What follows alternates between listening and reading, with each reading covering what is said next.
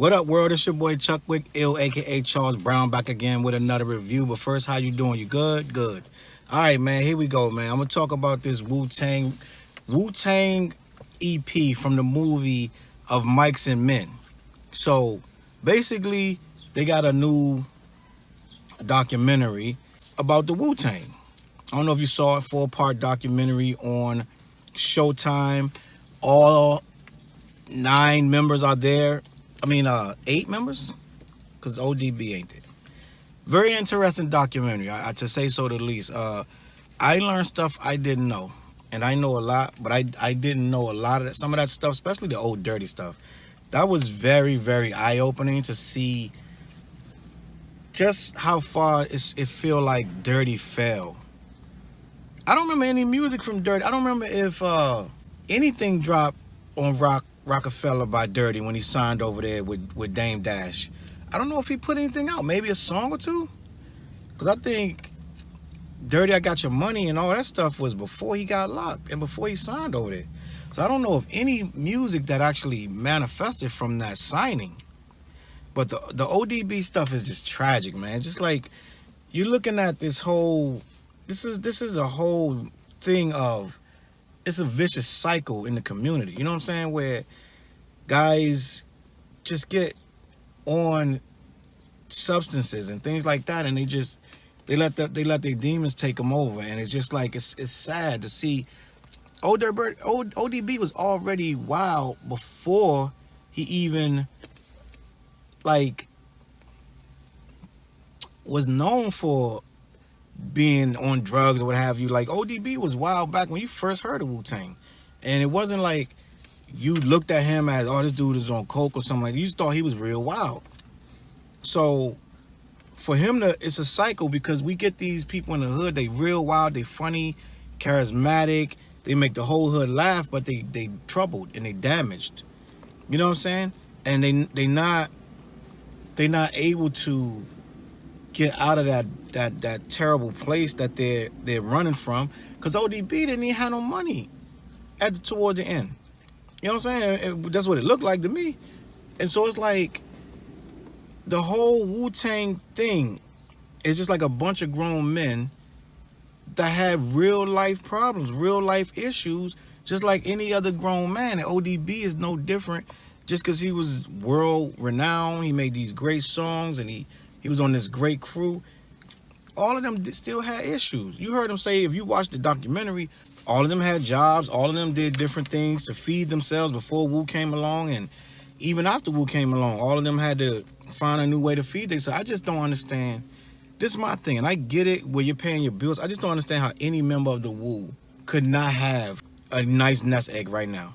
So when you're saying a dude still is riffing over 50K, 50 grand, there's an issue. There's something wrong with this picture. This Wu-Tang thing is not cracked up to what it's supposed to be. I'm looking at it like, bro, like, I've been trying to believe for years, right, that RZA, this the RZA, bro. Like, you know what I'm saying? This the RZA, bro. Slice your head, all it, like, you know what I'm saying? He the head of this. What is happening, man? Like, what is going on where these guys all wanted to run from the label? Why did they all ask to be released? All of them. You may say, oh, they outgrew it or what have you, but I don't understand how you can outgrow this thing if it's productive, if it's something that's benefiting you. You got people, I think Nas was at, how many years was Nas at, what was he with, Epic? I think Nas was at Epic almost his whole damn career. Until you went to Def Jam with Jay, and now he's still at Def Jam. If I'm not mistaken, I think he got Mass Appeal's own thing. But I say all that to say, you don't run from situations when they're good, when they're feeding you and they're doing what they gotta do to make sure you're eating. You're not running and begging to get off the label. Now, you only start doing that when you feel like the label ain't doing it for you. But RZA, this supposed to be leg, arm, head, all it, you know what I'm saying? Like, this supposed to be A like, B like. This ain't supposed to be no ivory tower label that you sitting there gotta go take the court so you can get out of the contract because they trying to play you. Like, this ain't supposed to be that. This is Wu. Like, we believed all that. You know what I'm saying? We believed all of that rhetoric about my brother and this and that, blah, blah. So how did we get to this point where it seemed like Wu Tang is forever trying to rebuild and rebrand itself? Yes, Wu Tang self-inflicted a lot of their own wounds, and that is a fact. I understand that. But even with all that being said, it always felt like Wu Tang is trying to repair their brand every year. Every year, it's like Wu Tang is still trying to convince us that it's still the Wu. But how are we going to be convinced that it's still the Wu if we see y'all fighting in public all the time? You guys are fighting over this Once Upon a Time in Shaolin CD. I read you guys' book, and you got pretty much fighting with Riz about everything. You know what I'm saying? It seemed like all the members are fighting with RZA. So I'm looking at this EP, right? And I'm looking at this documentary. First of all, I was blown away that all of them were in the theater together. All Wu-Tang, the whole Wu-Tang was there. No one was missed, because I didn't think you God and RZA had any conversation with each other at all. But you saw RZA was way at the other end, and you God was way at the other end. They weren't nowhere near each other, but they all were there, which was impressive. So now this is what I gotta say. Why are we still having this issue that everyone? RZA said in the documentary, I gave these guys a chance. If it weren't for me, they wouldn't be where they are, and that's a fact. And he wouldn't be where he is either. That is a fact. He's the head of this, and he made it what it is. But after you made it what it is, how does it get this splintered if you're leading it? Somewhere down the line, RZA stopped leading this thing. You know what I'm saying? And I get it that they grown men, but somewhere down the line, leaders got to lead. You got to lead this thing a certain kind of way, especially when it's this much on the line. When it's this much on the line, you got to lead this thing. They got to feel like they're going with you, not for you. You know what I'm saying? They're going with you on this journey. At this point, all of them dudes have solidified their worth. They ain't underlings no more. You know what I'm saying? This has to be done together. And I'm watching the whole documentary. I'm looking at their body language, and I'm looking at the whole thing. It's like RZA has very little to say. It feels like RZA is uncomfortable. It feels like RZA is in a space where he is there because it's a Wu-Tang event and he has to be there, but he feel like he got a lot of concerns about it. He feels like a fish out of water in this room. And even some of the things that were directed, they were directing some of that stuff right at him, and he wouldn't respond unless they cut it out. And I'm sitting there like, what kind of leader? What has happened with this thing, man? Why is this whole thing with Divine and this whole thing with Divine just go sit on your boat because they're not trying to F with you no more, blah. And I'm like, bro, what is happening? Why is he going to sit on the boat when this is the boat? You know what I'm saying? Something must be from A to Z, somewhere between A and Z, something went wrong that wasn't disclosed. They brushed over a lot of stuff. Like, they talked about the album, the Once Upon a Time in Shaolin, and Silver Rings and all that. They did all of that, right? They told you all of that, but they never told you where that million went. 2 million, where that went. And this is what I'm going to say about that. And this is as real as I can be about this situation.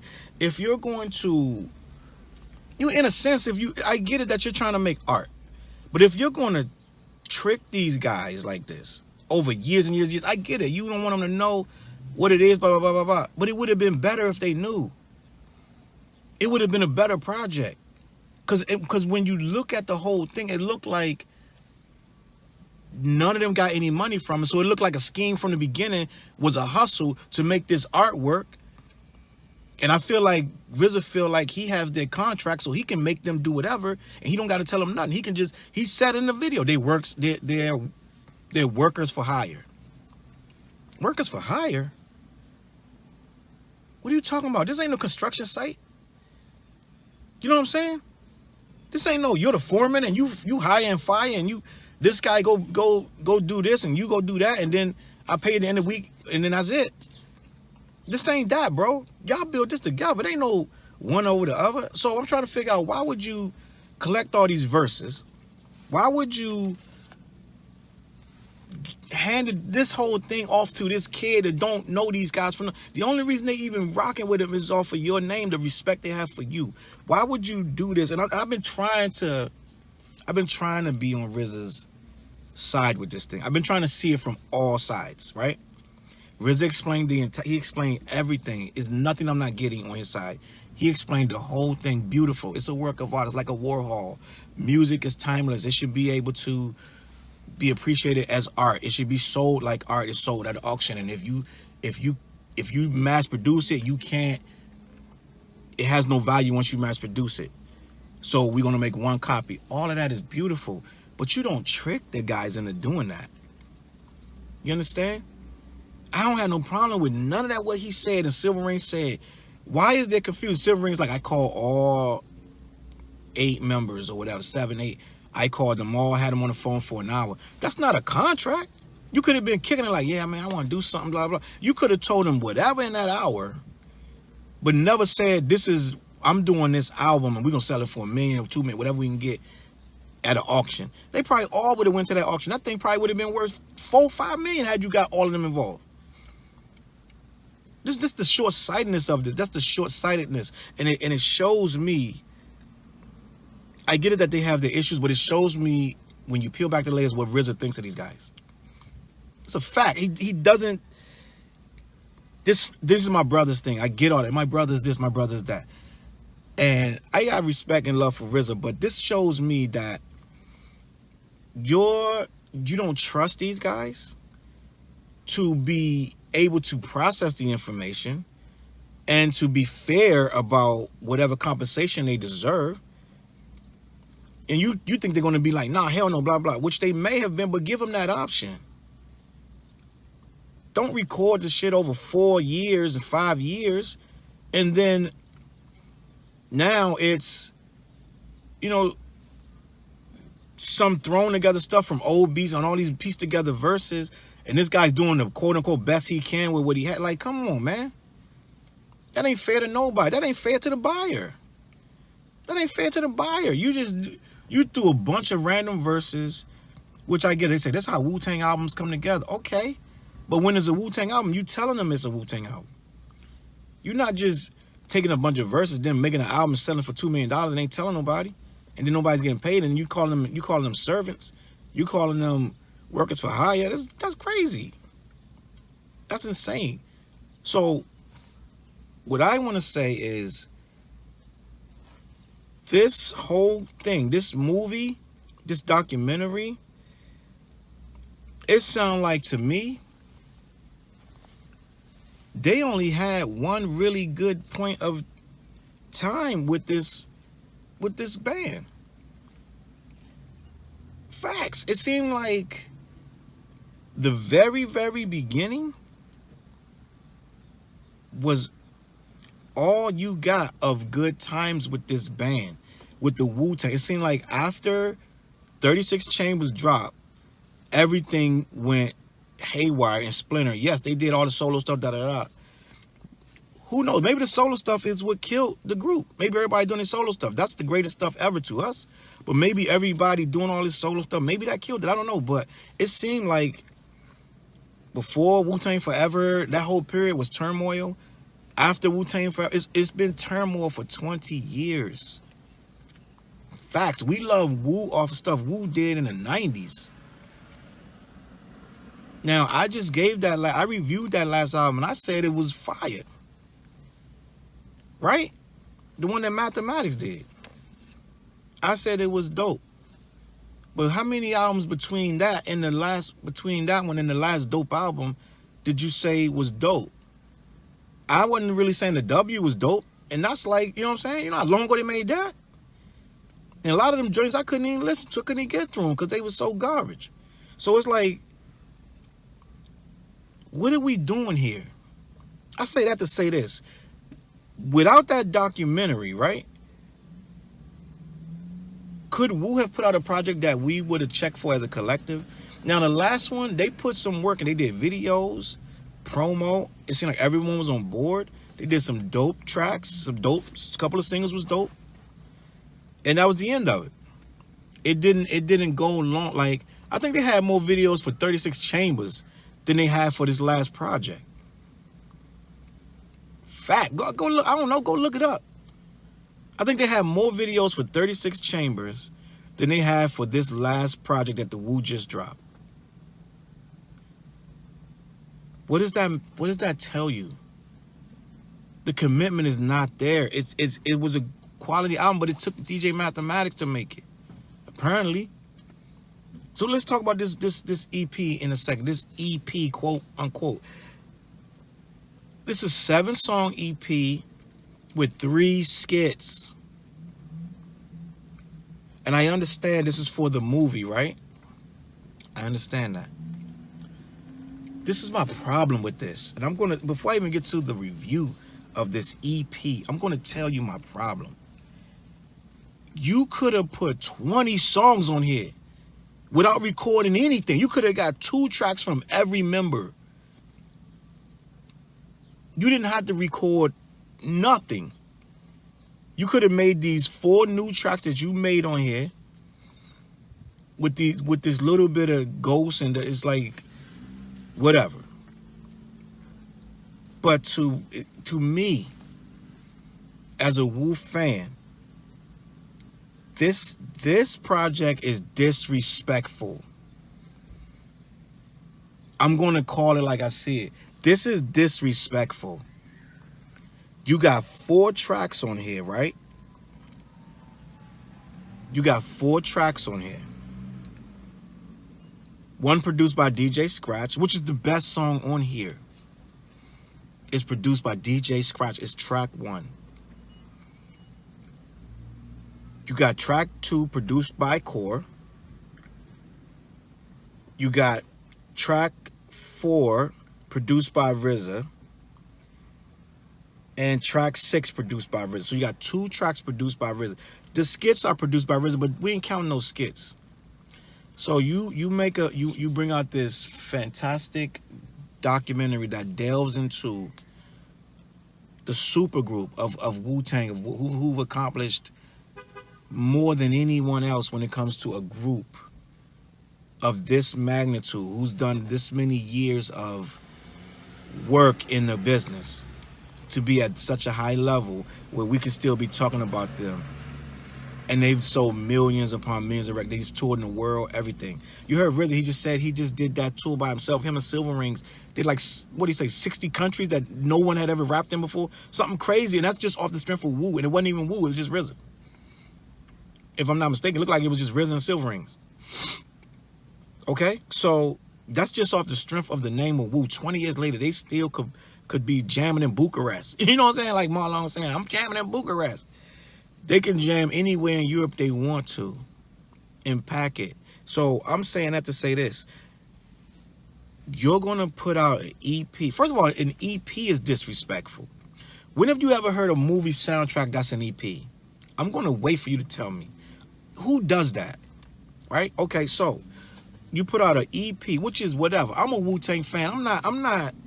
I'm not even going to sit here and make no concessions for this. You put out a 4-song EP, RZA. I wouldn't have cared if RZA did 10 joints by himself. It would have been more respectful than this. More respectful than this. Well, we got 2 Ghost verses, a Raekwon verse, a Cap verse. What's going on here? And RZA. I don't hear, maybe Jizza's on here somewhere. I don't know. Maybe Master Killer's on here. I don't know. I don't remember hearing them. They could be on here. I heard it. I don't remember hearing them. I don't remember hearing Method Man. He could be on here. Maybe I just don't remember. But what is this? This should not have been released. I'm gonna go that far with this. This should not have been released. It's not strong. It's not Wu Tang. It should not have the name Wu Tang on it. It should not be called a Wu Tang project. And so the simple fact is, now in the rest of the for the rest of my life and yours, when you go on Wu Tang, Spotify or anything, this song is going to pop up in your playlist. It's not going to be, well, this is another. No, this is now a Wu Tang project. These skits are going to pop up. When Protect Your Neck goes off, one of these crazy songs on here could end up being played. And that's what I'm talking about. This is why Wu Tang has been trying to rebrand and build themselves up over every single year. They're trying to reconfigure themselves because of nonsense like this, where we got to try to weed through and see if there's anything good through some garbage like this. You know what I'm saying? And I'm not going to say the whole project is garbage, but you got all these, you got 3 skits on a 7-song project. It's disrespectful. That is an extended single. This is disrespectful. I've seen singles with more songs than this. I've seen singles. By the time you put the song, the remix, the acapella, the instrumental, then you got maybe the version without what the short version and the long version. You can have this many songs on a regular single. Then you got the B-side song. Like, come on, man. Like, this is disrespectful. This sound like they made this right before the documentary dropped just to put something out. And that's the problem. You releasing stuff just to put it out. That's not inspiring to Wu fans. This is not a Wu Tang. This should not have Wu Tang on it. With that being said, I'm gonna start my review of Wu Tang, of Mike's and Men's soundtracks. First of all, just because it's a soundtrack don't mean it got to be trash. Black Panther soundtrack bangs. You understand? So it doesn't have to be this completely uninspired, regurgitated nonsense and whatever. So track 1, On That Shit Again, produced by DJ Scratch. It's a slow driving boom bap feel with a kick. It's kick heavy, it's melodic, cinematic piano. Ghost sound like Ghost again, because I was a little worried because the last time I heard Ghost, it wasn't quite Ghost like I needed it to be. His vocals sound young, sound fresh again. The bars are legit. It's very classic Ghost. They could have recorded this years ago. I don't know, but from what I've come to believe, this is new. So I'm going to assume that this is a new verse from Ghost. I'm sure this guy not regurgitating old verses anymore, but I'm going to assume this is a new verse from Ghost. And if it's a new verse from Ghost, Ghost sound right. This sound nice. This is dope. The beat is not old Wu, but it's new. It's a new school feel that they've been trying to gravitate to lately, more polished, more modern. RZA sound like the old RZA, very raspy, choppy, a studded flow that we became used to. It's a dope way to start this EP. I expected a lot more when I heard this song. I was like, all right, this EP is going to be crazy. Track 2, Seen a Lot of Things, produced by Core. This starts off very anti-Wu and weird before the beat drops. The beat is what holds this together. It's another song where Ghost is on. Ghost sound dope. It's a quality, you know, the way they put this together. Core put a nice kick and snare track together. They're taking you back to the similar ghetto visuals that we're used to from Wu, just telling you what's going on in you know, in the hood, just the same stuff we've heard before, but it's always fresh when Ghost spins it. They got a singer on here named Harley, which I actually thought was Neo at first. Sounds very reminiscent to Neo. So much so that I had to check the credits to see if that was indeed Neo, but it wasn't Neo. He has a cool, smooth vocal tone. His tunes and like I said, this is far from a Wu song, but the beat's not bad. Core made a nice beat. I think that they flowed on it well. I think it's different from Wu, but I think it's good. I think it's good enough to be Wu. I don't know why the song is so short. I don't know why the EP is so short. And they really should have put 2 or 3 or 4 more members on this song. But I know some of these dudes have issues with money and they're not trying to rap or nothing until they get their money. Track 3, Project Kids. It's a skit, some old Nas interview that they made into a skit, put a beat behind. It's a skit. This cannot be counted as a song because it's not a song. If you're gonna count a skit as a song, it has to be more songs too.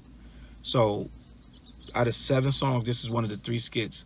I don't agree. I didn't even listen to this whole skit, to be honest with you. I didn't pick up this album to be listening to old skits of old interviews chopped up. And I get it is from the movie. I understand that. I'm not a freaking moron. I get it that this is taken from the movie, so it's supposed to be reminiscent of the movie, but it's disrespectful. Track 4, Do the Same As My Brother Do, produced by RZA. This sounds light years away from a Wu track. It sounds like a song for a B movie or a C movie. It was never supposed to be released other than in the movie. It sounds like RZA just made it just to make it. It sounds uninspired. It's light years and miles away from what you would expect. Sounds like a RZA solo track that he recorded years ago when he ain't had nothing to do. Track 5, Yo, Is That Cho, produced by RZA. Another skits with vocals pulled from some random interview by Chao Hadari or Chio, whatever. The guy, he does his work. He's good. He's part of the movie, and he does very good journalism. This has zero to do with him. This is nothing against or about him. It's just another skit on an EP that I don't think we need. I think we got disrespected. Track 6, Of Mics and Men, produced by RZA, sounds like a Bobby Digital outtake. Maybe it'll grow on me, but it sounded like RZA was just by himself somewhere, did it on a humble. It's a Wu Tang reminder track. Capadonna's on here. Sounds like old Cap. The beat is a little too happy for the gritty MCs that we become to love. Master Killer sounds fresh, but the verse is short, and I didn't even know it was him at first. So it's just like, I said earlier, Master Killer wasn't on, he is on here. And that's the last song on here, because track 7 is a skit called One Rhyme, produced by RZA. A bunch of old snippets and old Wu Tang clips that are probably used in the doc. Overall, this should not be called a Wu album. That is my take. This should not be called a Wu album. Out of respect for the Wu, I'm not going to give this nothing crazy. I'm going to give it a C. No C minus, no C plus, no D. It deserves a D. It deserves a D, but I'm going to give it a C. Nah, I'm giving this a D. This is a D. I'm not. It's one good song on here, possibly 2 out of 7, and then you got 3 skits, and you got 2 garbage tracks at the end. This is a D. I'm not even going to play around with this. This is disrespectful. Get back in the studio or never put out another Wu song again, Wu album again, if this is what you're going to do. Point blank, period. My name is Chuck Wick Ills. Thank you for watching. I appreciate y'all watching the reviews. Hit the like button, subscribe. Don't like it, do what you want to do. It is what it is. Check the other channel for the Talking Facts. And I got some more stuff I'm working on. That's going to be some Facebook shows and things like that. So we're just working. It is what it is. Plus, music-wise, a bunch of Mughead stuff just hit Spotify, Tidal, iTunes, Apple, Google. So check out the Mughead stuff. Check out the Charles Brown stuff. Prodigal about to drop. That's me and Bugsy Black. We gonna drop something. So just stay tuned. Stay around. Stay alert. Peace.